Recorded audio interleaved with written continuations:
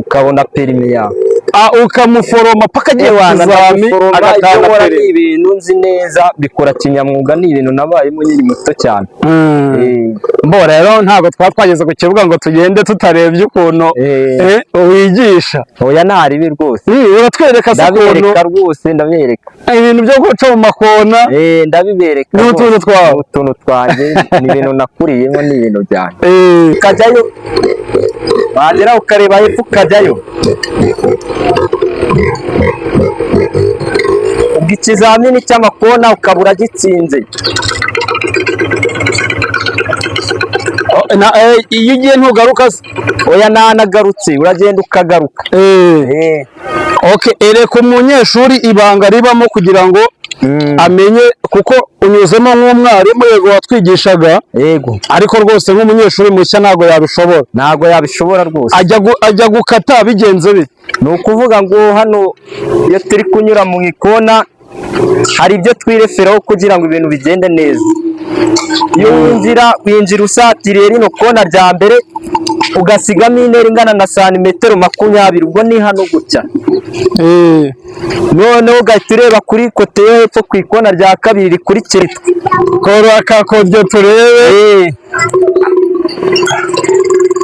babone ko urabona ko umwarimu agiye gukora utuntu dutandukanye n'utw'abanyeshuri.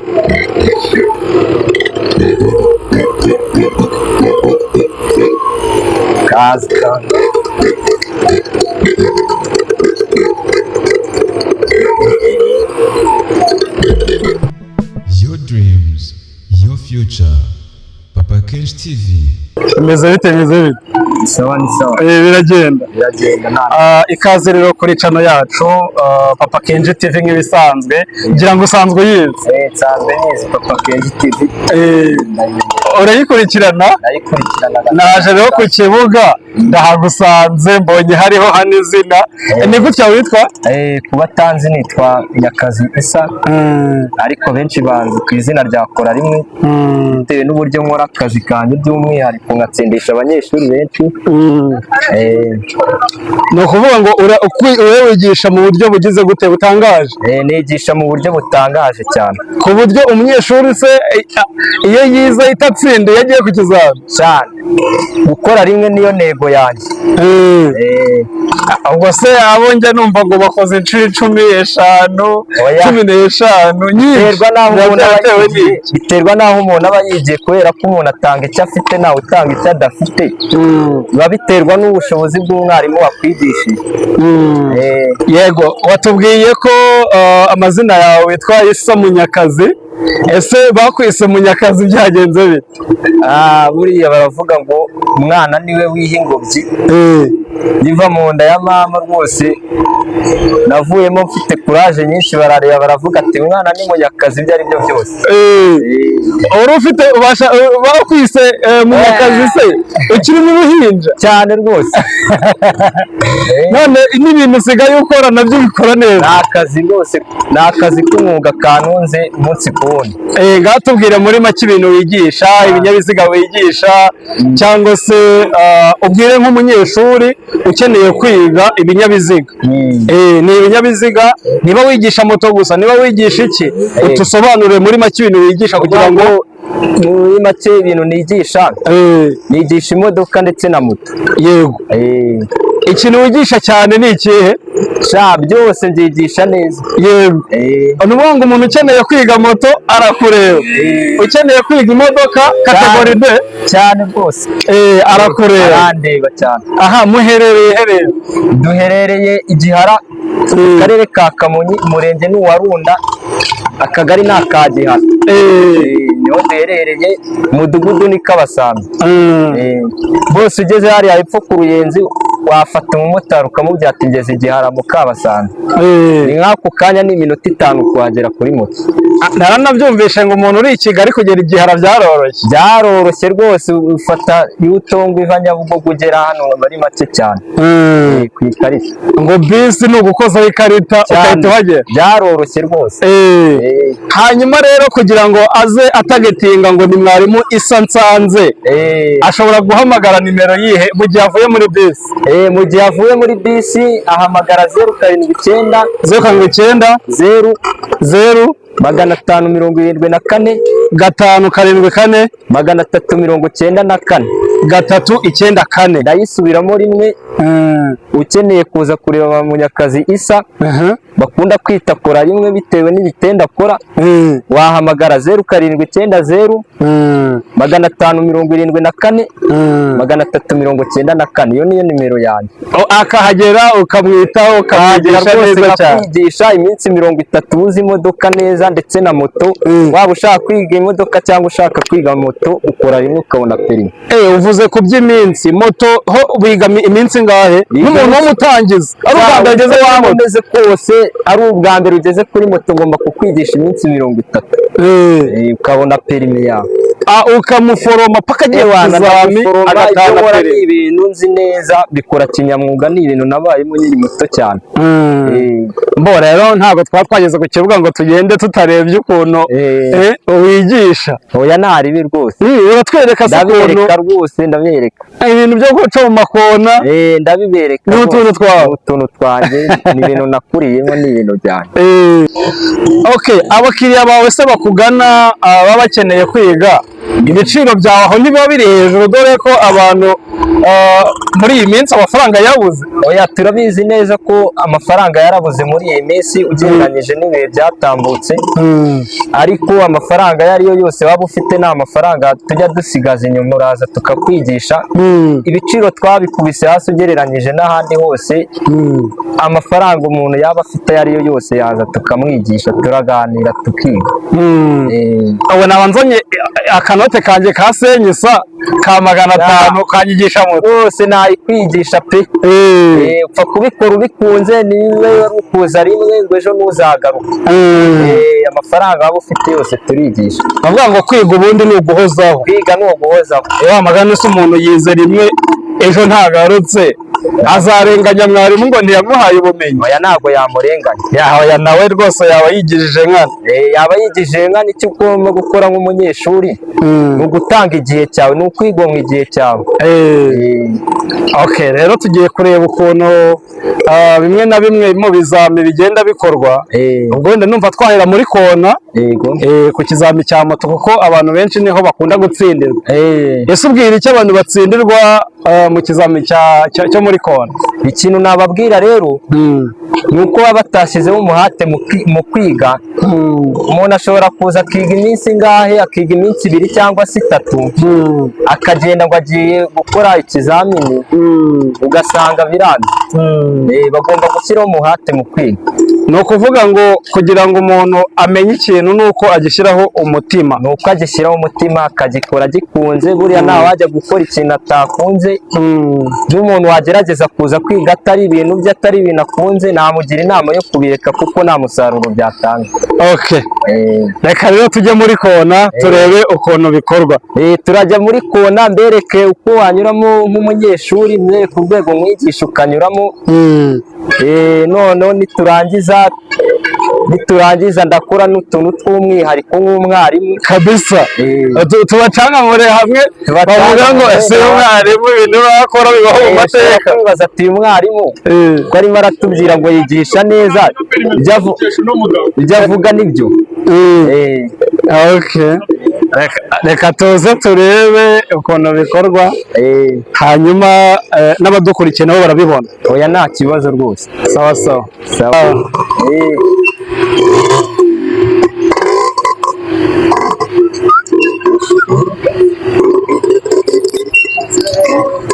ubundi moto uraza ukayicaraho ukazamura stade, wamara kuzamura stade ukakata ku ntake, wamara gukata ku ntake ugatera umugeri moto ikaka. imaze kwaka ushyiramo vitesi ya mbere ugahita utwikira rovier de vitesi, wamara gutwikira ugahaguruka ukagenda ukajya mu makona. Ugiye kunyuramo nk'uko umunyeshuri yabikora agiye ku kizami, ku kizami cya perime cya kategori A ariyo perime ya moto, tugenda babara yuko ugenda rimwe ukagaruka, ubwo ngubwo unyura mu makona nibwo uba utsinze. Twagiye. Okay, twagiye. Reka unyuramo ngenda nananyuremo ngaruka. Yego.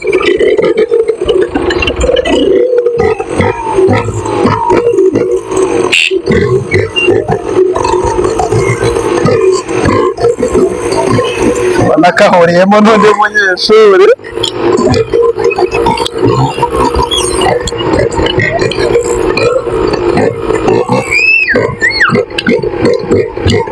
Ahangaha nkaba ndasoje, ukongera ukanyuramo uzamuka, ukirinda ikintu bita kureba ikona, ugahita ureba hepfo ukajyayo, wagera ukareba haruguru ukajyayo, wagera ukareba hepfo ukajyayo.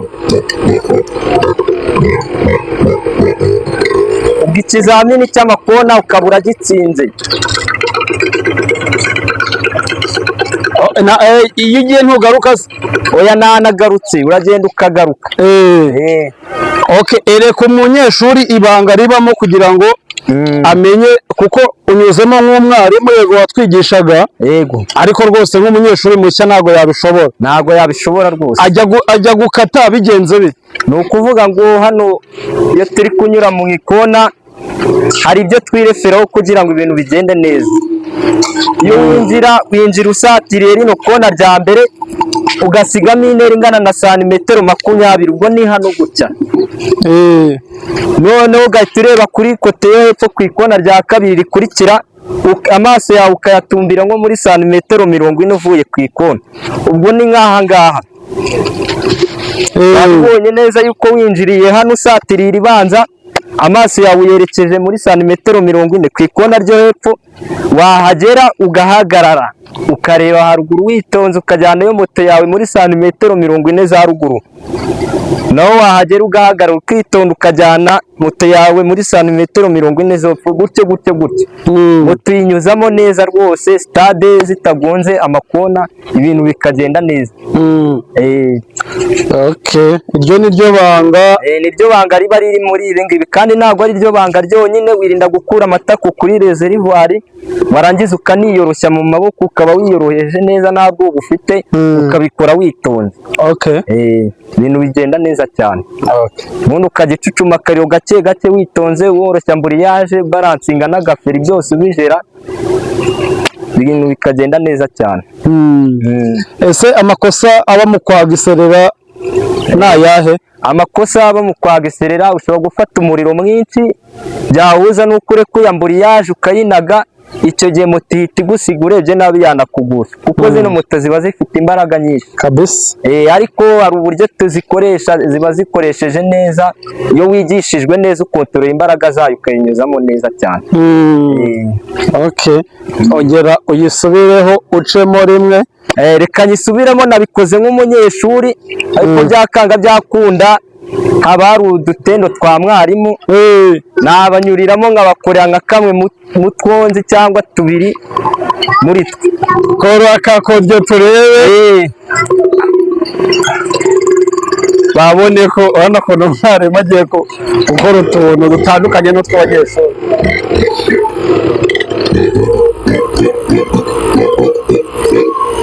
Kaza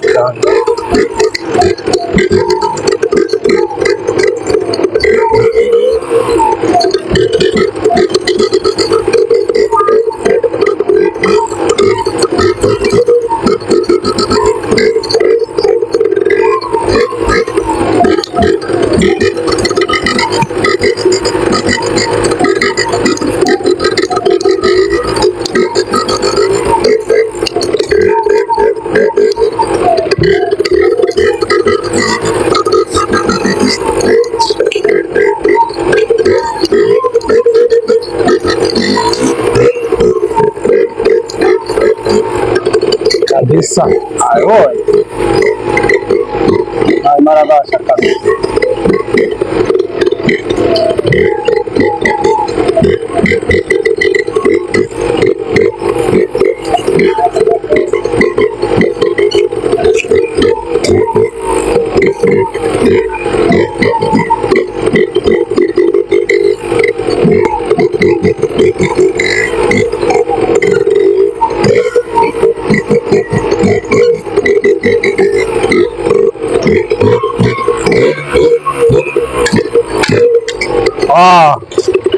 urakoze cyane.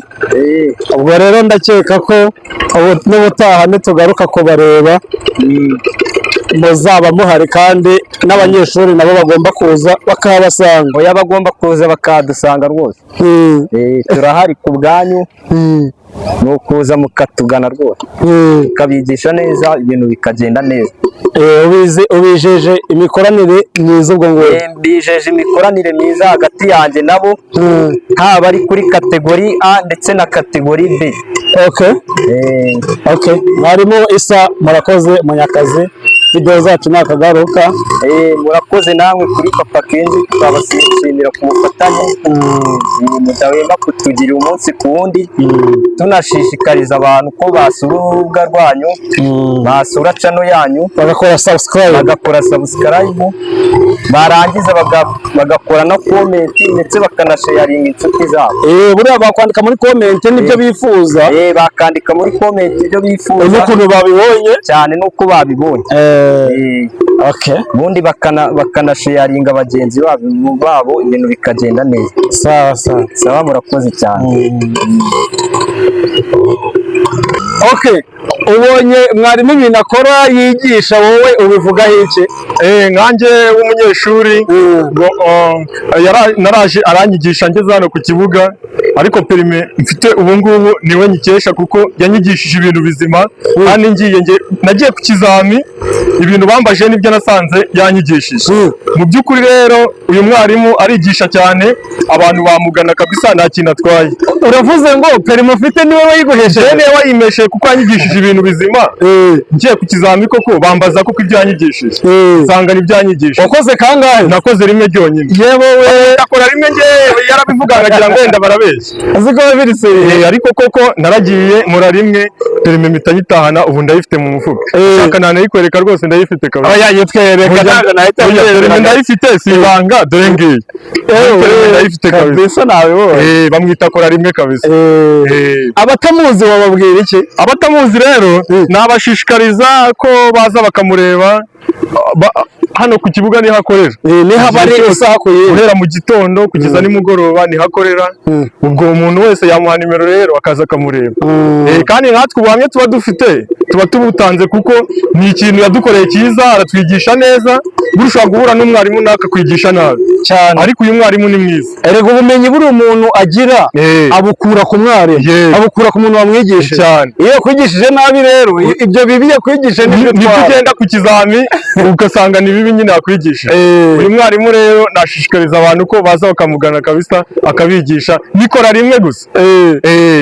Urakoze cyane. Urakoze nawe kandi Imana iguhereze umugisha, kuko ukuri buriya uvugishije ukuri aba ari ibintu byiza, kugira ngo n'undi uzaza amugana azabyibonera. Yego, murakoze cyane. Sawa, turi kumwe. Papa Kenshi TV.